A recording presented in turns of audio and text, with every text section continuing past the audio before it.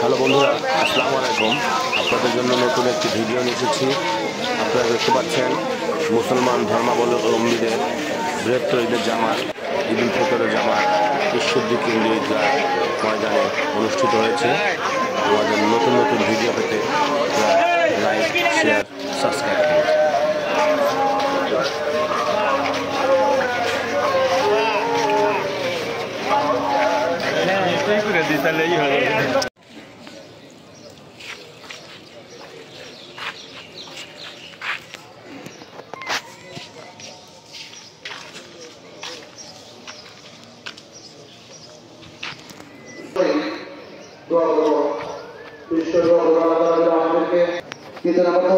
দেশের জন্য আল্লাহ তাআলার উপর বাংলাদেশকে শান্তি দেন। আমাদের সকলের জানা আছে বাংলাদেশের আমাদের সকলের পরিচিত দেশনেত্রী ভেবে গণ অভ্যুত্থানে যারা শহীদ হয়েছেন, যে সমস্ত ছাত্র ভাইয়েরা, তাদের জন্য দোয়া চাওয়া হয়েছে।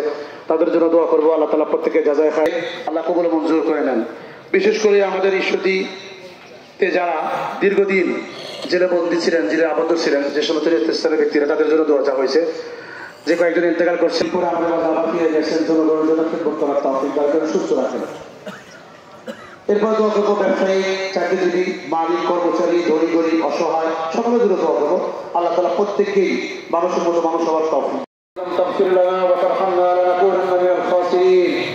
ইয়া আল্লাহ, ইয়া আরহামার রাহিমিন, ইয়া মাওলা কারীম, ইয়া আল্লাহ, ঈদের নামাজ, তারাবির নামাজকে কবুল করে নেন। আল্লাহ তাহাজ্জুদের নামাজকে কবুল করে নেন। ইয়া আল্লাহ, আমাদের যাকাতকে কবুল করে নেন। আমরা অনেকেই ইয়া আল্লাহ সদকায়ে ফিতর দিয়েছি, যারা দেই নাই তাড়াতাড়ি দেওয়ার তৌফিক দান করেন। যাকাত যারা দিয়েছি তাদের যাকাতকে কবুল করে নেন। আল্লাহ প্রত্যেকটি বিষয়কে কবুল মঞ্জুর করে নেন। আল্লাহ বিশেষ করে আল্লাহ পুলিশের আঘাতে ঝাঁঝরা করে যে বুককে, ইয়া আল্লাহ আরহামার রাহিমিন, মাজলুম মুসলমানদেরকে হেফাজত করেন। আল্লাহ রহমত করম করেন, জালেমদেরকে আল্লাহ আপনাকে তৌফিক দান করেন। বাংলাদেশকে দ্বীনের জন্য আল্লাহ কবুল করে নেন।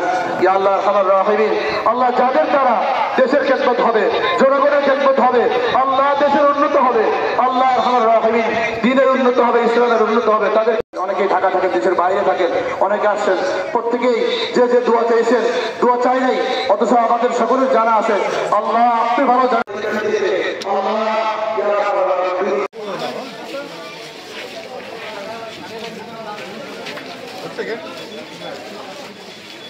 এদিকে